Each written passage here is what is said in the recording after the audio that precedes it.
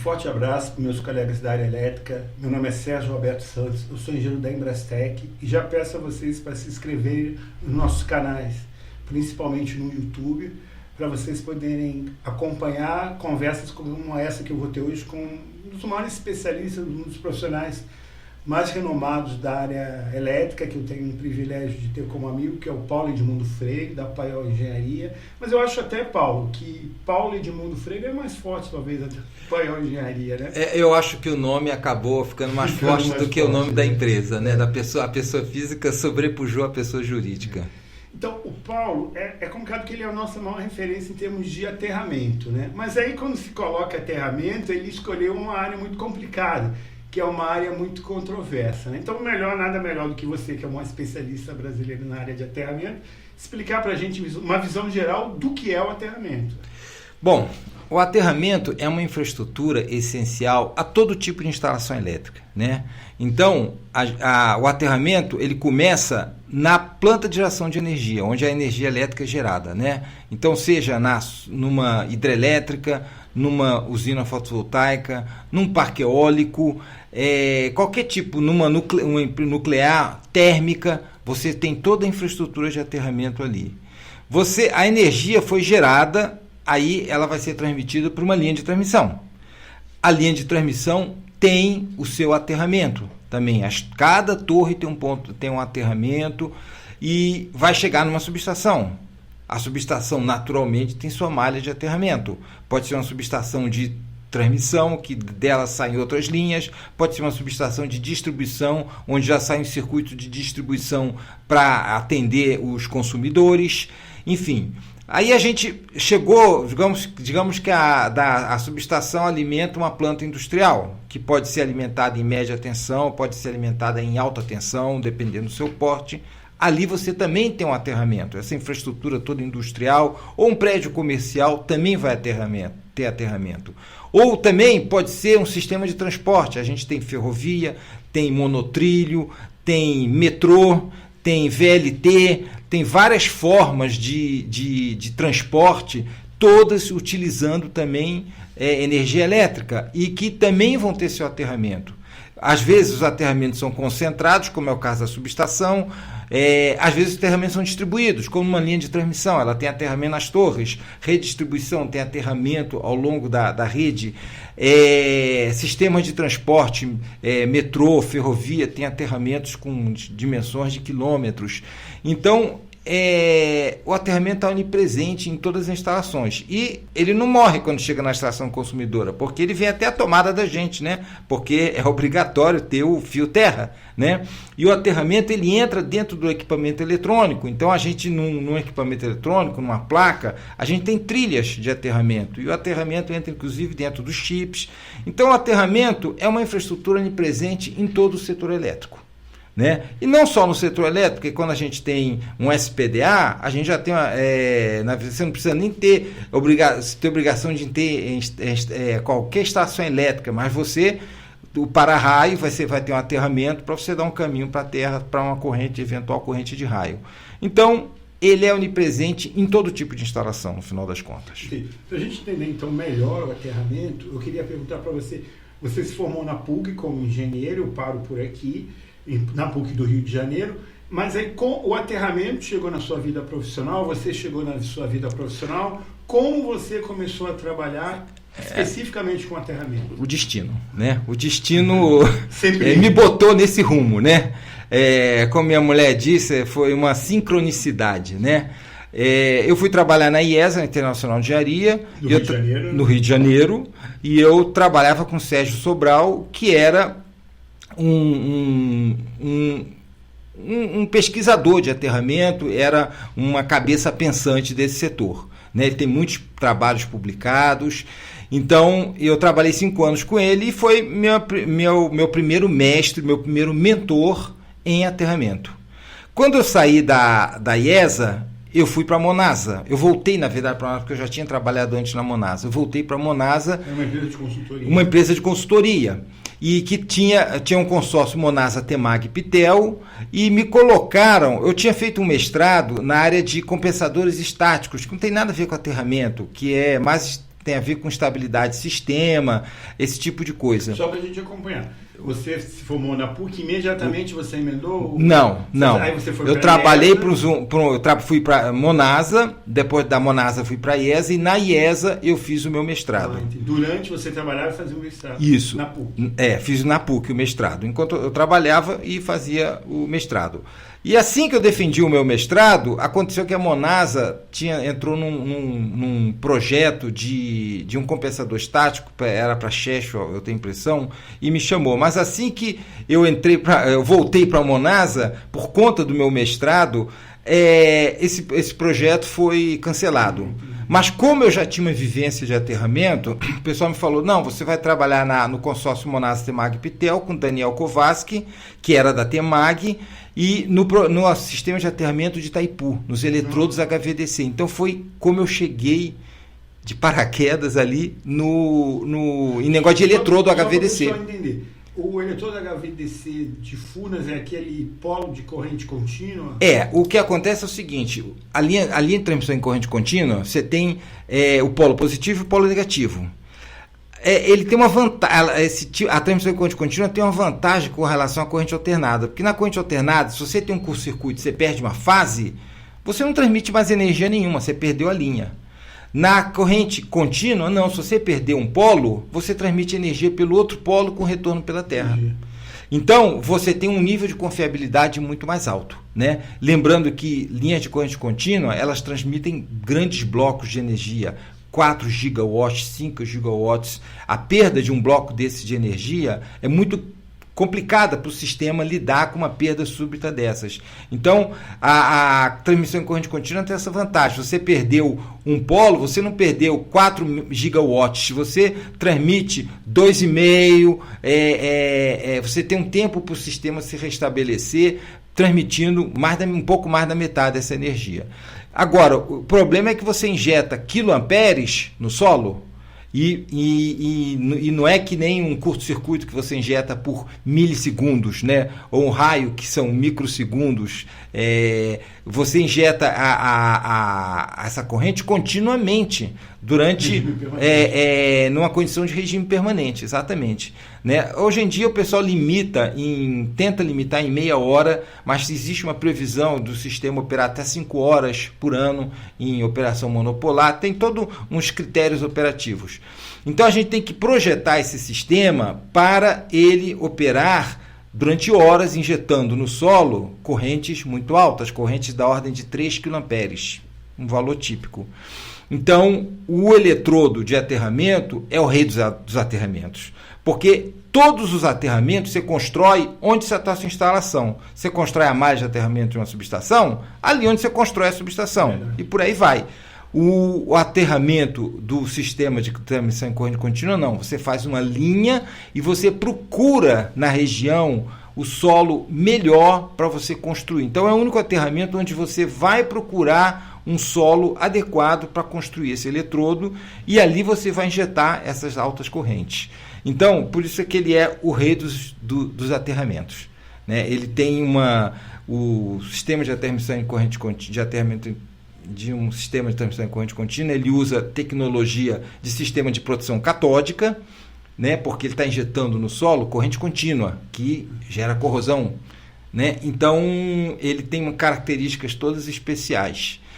Então, eu caí nesse mundo da corrente contínua, nessa oportunidade de eu ter ido para a Monasa, o serviço que eu ia trabalhar sumiu, me botaram num serviço que me deu um rumo, digamos, para o resto da vida. Então, eu trabalhei 3 anos nesse projeto, aí depois eu saí desse projeto e continuei na Monasa, mas trabalhando principalmente em aterramento. Não só em aterramento, mas eu continuei trabalhando muito em aterramento na Monasa. E quando eu saí da Monasa, eu alcei voo solo e saí direcionado para aterramento. Isso. E passei a trabalhar. Eu fiz um pouco de tudo no começo, mas eu acabei focando em aterramento, que é o que eu conheço. E eu tive a sorte de, em 2011, já quase que 20 anos depois de Itaipu, né? está em operação. Quando esse projeto, mais ou menos, que ano você trabalhava lá? Não, foi na... 20 anos de 80 a 85 eu trabalhei na IESA. Sim. De 85 a 88 eu trabalhei nesse projeto de Itaipu, dos eletrodos de Itaipu. Sim. No comissionamento. Eu trabalhei especificamente no comissionamento. Mas aí, Paulo, nesse caso a usina já estava operando e a linha de corrente contínua já existia. Porque eu me lembro de ter ido para Itaipu, eu fui para Itaipu em 88. Mas eu fui conheci lá o conversor lá. Isso. E agora, tem aqui em São Roque, Biúna também.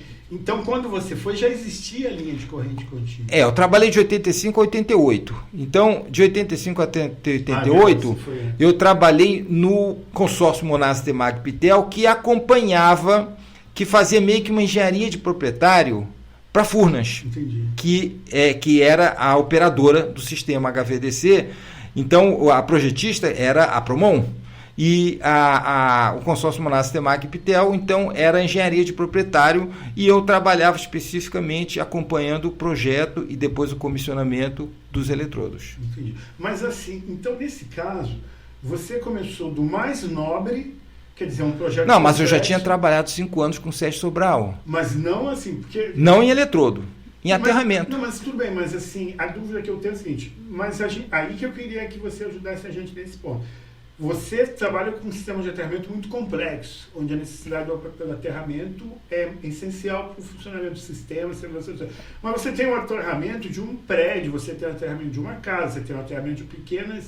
O que eu queria que você passasse para a gente mais ou menos a noção da diferença, porque senão o colega vai achar assim, então eu faço um projeto de SPDA para um prédio de 4 andares, normalmente ele pode usar até a estrutura do prédio para fazer isso, então eu vou fazer um projeto do aterramento de uma linha de transmissão. Existe uma gradação de conhecimento ali, experiência e complexidade. Eu diria o seguinte, que cada subsistema tem suas características, né? Então, quando a gente... E você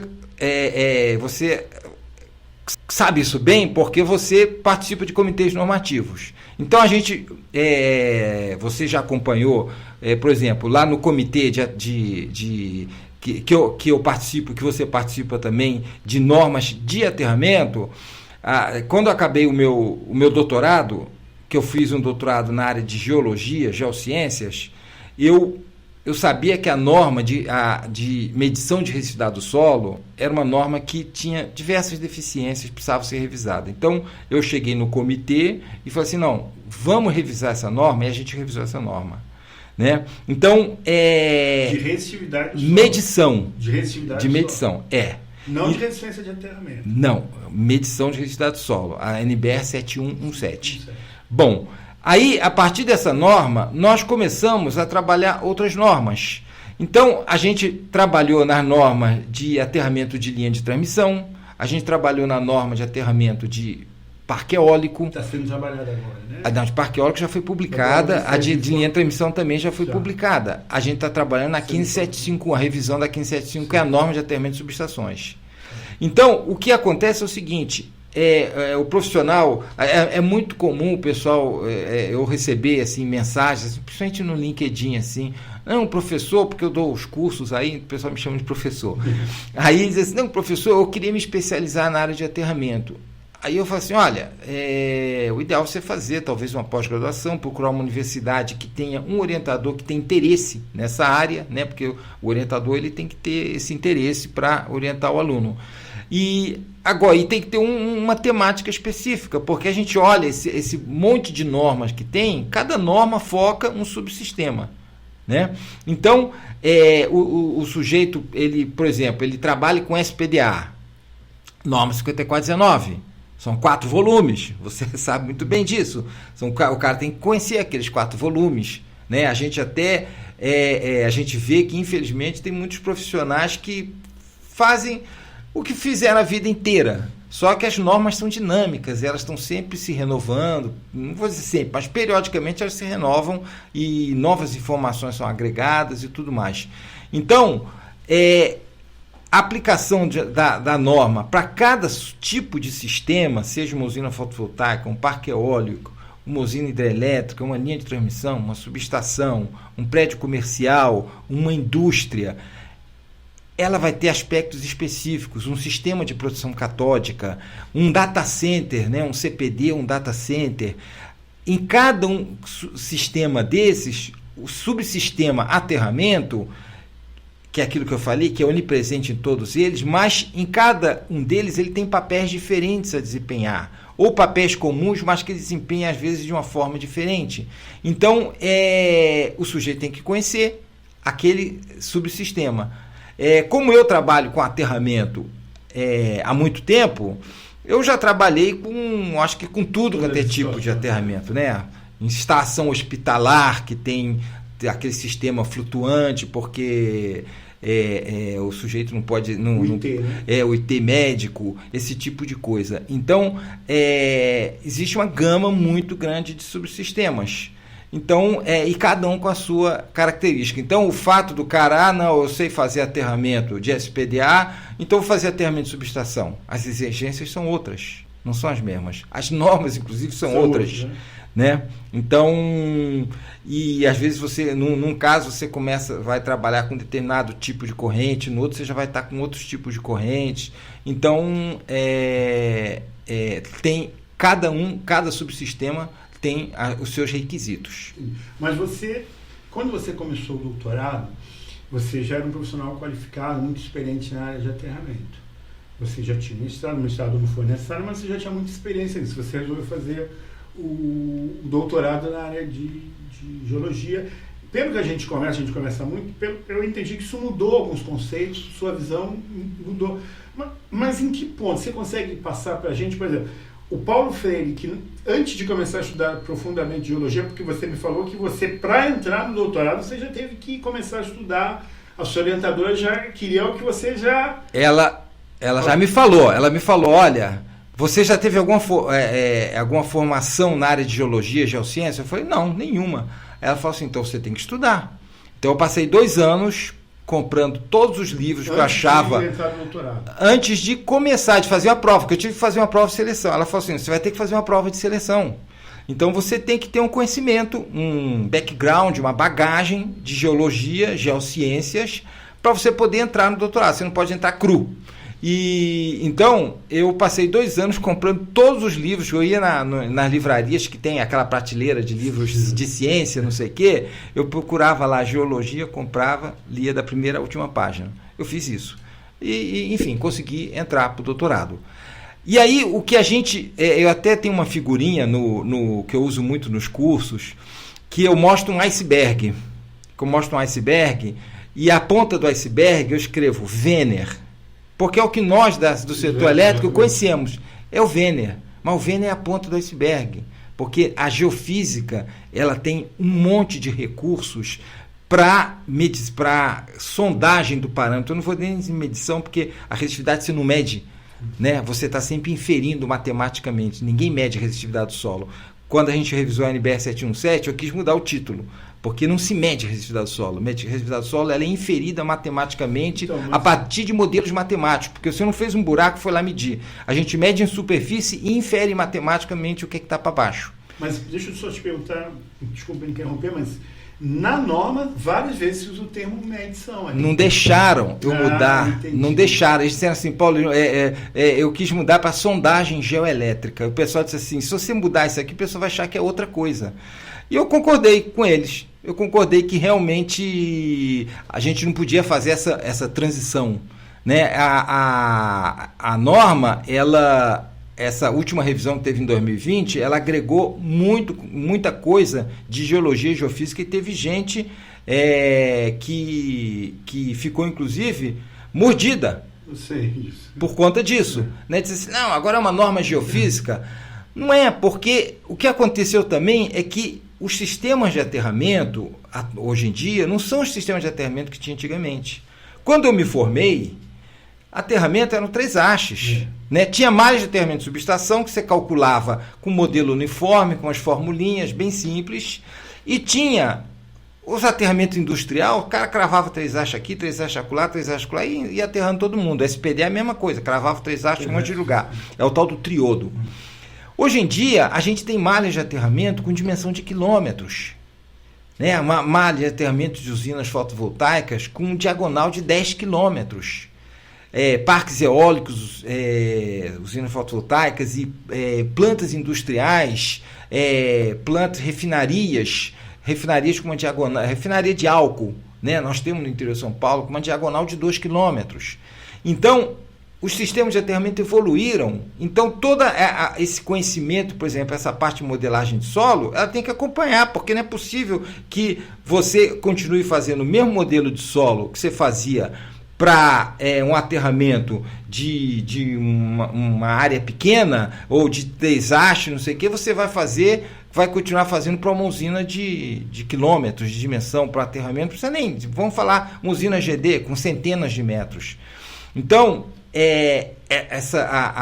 os requisitos mudaram, né? Então, a norma tem que acompanhar. Até porque a norma também tem muito aquela coisa das pessoas que perguntam assim: isso que você está fazendo está na norma? Tem. E aí, se não está exatamente na norma, ele diz assim: não quero. Então, eu vou dar um exemplo que já aconteceu comigo. Eu fiz um projeto de aterramento numa época que a NBR 717 ainda não tinha sido revisada, e eu fiz média geométrica das resistividades solo para achar uma curva média de resistividade aparente. A média geométrica, no âmbito da geofísica, é clássico. Todo mundo sabe que a distribuição estatística do parâmetro de resistividade no solo, ele tem uma distribuição log normal. Você não pode fazer uma média aritmética de um parâmetro log normal. Você só pode fazer uma média aritmética de um parâmetro que tem distribuição gaussiana. Então, resistividade térmica do solo pode fazer média aritmética, porque ela varia numa faixa pequena, mas resistividade elétrica, ela varia de 10 ohms-metros a 10.000 ohms-metros. Então, ela pega... No mesmo terreno. No mesmo terreno, eventualmente. Se você tem um terreno ondulado, onde você tem um charco na parte baixa e tem rocha aflorando na parte alta, você pode ter 10 ohms-metros ali embaixo no charco e 10.000 ohms-metros onde tem rocha. Então, ela varia demais. Você não pode fazer média aritmética de um parâmetro que varia 2, 3 décadas num gráfico logarítmico, numa escala logarítmica. Então, você faz a média geométrica. Mas o cliente falou para mim o seguinte: não, eu quero média aritmética porque na norma está na média aritmética. Eu falei: não, mas a norma está errada. Aí ele falou assim: eu não quero nem saber, está na norma, eu quero que seja feito do jeito que a norma está na norma. Então, daí a importância da gente atualizar as normas, porque os sistemas vão mudando, vão ficando mais complexos e as normas vão ficando para trás. Então a gente tem que estar atualizando, porque daqui a pouco a gente é obrigado a fazer errado porque a norma está desatualizada. E a gente é obrigado a fazer errado porque o cliente olha a norma como um documento legal e não um documento técnico. Isso acontece muito, as pessoas assim: não, isso que você está fazendo, isso que você está falando está na norma?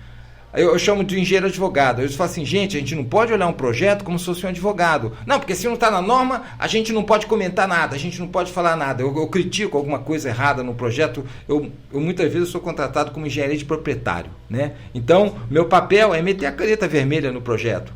E aí eu comento alguma coisa e o cara diz assim: não, mas isso que você está criticando está na norma? Porque se não estiver na norma, a gente não pode criticar. Eu falo: cara, não é por aí, pô. Existe uma responsabilidade técnica. Se está errado, mesmo que não esteja na norma e amanhã acontecer um acidente, alguém vai ter que ser responsabilizado tecnicamente por isso. Então, a norma, muitas vezes, ela anda a reboque de como as coisas estão evoluindo, né? Eu tenho um outro exemplo, eu até comentei contigo recentemente, de projeto de aterramento de linha de transmissão. Eu tenho aplicado um método estatístico e eu coloquei isso na norma. A sorte é que eu era relator, melhor dizendo, eu era relator da norma. O relator tem um certo poder, não tem muito poder não, porque ele não pode ir contra o que o comitê disser, mas ele tem um certo poder de influenciar. Exatamente, você falou a palavra certa. Então, na norma de linha de transmissão, eu tive que lutar muito para botar que pode ser feito por um processo estatístico, porque tinha gente que dizia que não. A vida inteira eu fiz o projeto torre por torre, então tem que ser assim e não pode ser diferente. né? Tem muita gente que fala assim, a vida inteira eu fiz assim, eu não quero mudar, pô. Então a norma tem que refletir a minha experiência. Isso acontece, né, nos comitês com algumas pessoas e as pessoas resistem à mudança, à novidade, né? Até é uma coisa que a gente aceita que é um pouco natural, mas a gente tem que forçar porque as tecnologias evoluem, né? Então, a norma frequentemente ela está a reboque da tecnologia e a gente tem que atualizar. Então, quando chega alguém para mim e diz assim, não, eu quero estudar aterramento, eu digo assim, não, você tem que ter um foco. Qual vai ser seu foco de aterramento? Escolhe, acha um orientador para fazer um mestrado, ou não precisa fazer um mestrado, nem doutorado. Você estuda, você gruda, cola em alguém que já tem uma experiência, que possa te passar o know-how, como eu tive a oportunidade de trabalhar com o Sérgio Sobral e o Daniel Kovaski, e aprendi muito com eles. Então, são as formas que você tem de você trabalhar. Ou estuda, vai por conta própria, porque você também pode aprender sozinho, né? Entendi. A gente está se encaminhando para o final aqui, né? Agradecer a sua contribuição, né? O Paulo é pessoa que muito generoso no sentido de compartilhar o conhecimento, né? Se colocar Paiol, como é que é o LinkedIn? Não, o LinkedIn pelo meu nome, Paulo Edmundo. Não é Paiol? Não. É pessoal. Paulo Edmundo Freire. É obrigatório para todo profissional da área elétrica acompanhar o Paulo, porque ele produz muito conhecimento acessível, é um conhecimento que ele compartilha escrito numa linguagem que é acessível, que é muito útil para a gente, então é obrigatório. Paulo Edmundo Freire, vocês vão ganhar muito com isso, né? Então, encaminhando aqui para o final, Paulo, eu queria que você passasse para a gente aqui, assim, um pouco eu sempre procuro aqui no podcast incentivar que, quando você começou com o Sérgio Sobral, começou com outro colega que você falou, hoje as pessoas não começam assim. Infelizmente, as pessoas, muitos profissionais hoje da área, tem até um lado bom, começam já empreendendo, começam como profissionais liberais, mas tem muita, às vezes, dificuldade de ter um apoio. Então, uma coisa muito legal que esse trabalho que você faz no LinkedIn, você faz na revista, você é colunista de revista, eu quero que você passe tudo isso. O seu LinkedIn, a revista onde você escreve, os eventos que você normalmente participa, e também, tipo assim, essa questão de você era engenheiro eletricista, tinha mestrado, você teve a humildade de começar nessa área. O que você poderia passar pela sua experiência? Você é professor de fato, você passa os cursos que você pode fornecer para as pessoas assim. E quais as dificuldades que você vê nos seus alunos, nas pessoas que estão começando, e as soluções, possíveis caminhos para que elas não passem por aquilo talvez que a gente tenha passado? Olha só, quando eu era recém-formado, provavelmente também isso valia para você, não existia essa difusão de informação que existe hoje em dia, né? Não existia internet. Se a gente queria aprender alguma coisa, a gente ia para a biblioteca, ia para a livraria, comprava um livro, que aliás eu fiz muito isso de comprar livro, até porque eu gosto de livro. Então, agora hoje em dia, as pessoas podem seguir profissionais no LinkedIn, Instagram também tem. Eu não atuo no Instagram, eu estou no LinkedIn e eu posto quase que diariamente, mas eu não falo só sobre aterramento, eu falo sobre geociências, que é um tema que eu meio que me apaixonei, gosto muito desse assunto. Eu perguntei você sobre isso outro dia. Você até me falou, você me comentou isso no WhatsApp. Eu gosto de falar sobre geociências. O aterramento está ali no meio, está misturado ali no meio da geociência, mas a geociência é uma visão muito mais macro da coisa, né? E não inclui só aterramento, inclui a parte de descarga atmosférica, tempestades solares, que são coisas que afetam as redes elétricas de maneira geral. Bom, eu tenho uma coluna na revista O Setor Elétrico, eu participo do Sinase, nós já participamos de várias mesas redondas no Sinase, que tem eventos regulares, 4 eventos por ano espalhados aí pelo Brasil, e eventos itinerantes, né? Então, hoje em dia existe essa fonte de conhecimento que não existia antigamente. Existe a internet, que é um reservatório infinito de conhecimento. Hoje em dia existe ChatGPT e outras IAs que são oráculos que você faz qualquer pergunta e o negócio responde. A gente não pode garantir que tudo que ele responde está certo, mas ele responde, né? Aí cabe a você correr atrás para saber se aquilo que ele respondeu é verdade ou não, né? Então, ter essa visão, desenvolver essa visão crítica. E a visão crítica é super importante, é uma coisa que eu jamais me aceitei, é assim que se faz. Sempre que eu tenho uma coisa, é assim que se faz, eu pergunto, mas por que se faz assim? Aí a gente vai sempre andando para trás, para entender o porquê do porquê. Né? Isso me levou a fazer um doutorado em geociências, porque eu comecei a ver que aterramento era uma coisa que tinha muito a ver principalmente com aterramento do sistema de transmissão quântica contínua, que são modelos de solo profundos que pegam a crosta terrestre inteira. Então, essa curiosidade, essa vontade de saber o porquê que as coisas são feitas de determinada maneira é fundamental para o profissional que quer se aproveitar. Esses recursos todos hoje em dia estão à disposição dessa nova geração que não existia na nossa geração, mas a nova geração tem esses acessos à internet e eventos múltiplos. Então o pessoal tem essas fontes todas para pesquisar, para correr atrás. O pessoal me manda muita pergunta eu respondo. Às vezes eu chego uma pergunta para mim no LinkedIn, eu falo assim, isso aqui vai virar uma postagem, tá bom? Fica de olho lá no LinkedIn que eu vou responder, só que a sua dúvida é a dúvida de dezenas ou centenas de pessoas. Então eu vou responder no LinkedIn. Então existem hoje em dia recursos para o pessoal se qualificar. É legal. Eu vou agradecer novamente a Embrastec e eu agradecemos, assim, você sabe a admiração que eu tenho por você. Agora, até tem pessoas que às vezes incomodam como a gente elogia, né? Acho que a gente convida um amigo e vai criticar, não vou elogiar. O Paulo, eu vou voltar aqui, tem uma característica que eu acho que é muito importante, que está muito ligado ao conhecimento, ao aprendizado, à qualificação profissional. Eu sempre falo, é uma virtude da humildade.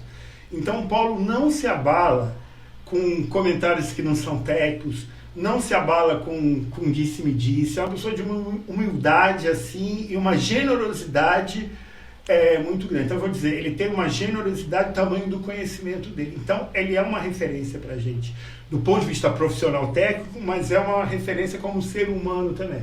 Então eu agradeço muito, porque você é uma pessoa que de fato contribui muito com os profissionais da área elétrica. Então, muito obrigado. Eu agradeço as suas palavras. É um prazer estar com você aqui. Agradeço as suas palavras, agradeço a quem estiver assistindo e que divulgue esse nosso bate-papo, que são importantes, são úteis, porque ontem mesmo eu te pedi, olha, teve um podcast que nós fizemos pela Aranda. E a gente brigou, não brigou? A gente brigou, a gente disputou, porque nós temos um ponto de vista diferente. E eu estou com um cliente que está com esse dilema, faço ou não faço SPDA numa usina fotovoltaica? Eu falei, você está com dúvida? Então assiste esse podcast, porque tem 2 pontos de vista. Você tira as suas conclusões, né? Então, eu não me julgo humilde, nada disso não. Uma característica que eu tenho é que eu não escondo o jogo. Se eu sei, eu falo. Se eu não sei, eu também digo. Às vezes acontece de alguém, até num evento desse, me faz uma pergunta, eu falo assim, vou ficar te devendo, porque eu não consigo te responder agora. Então, isso acontece. Legal, então. Novamente. Muito obrigado. Um abraço, Paulo. Tudo de bom para você.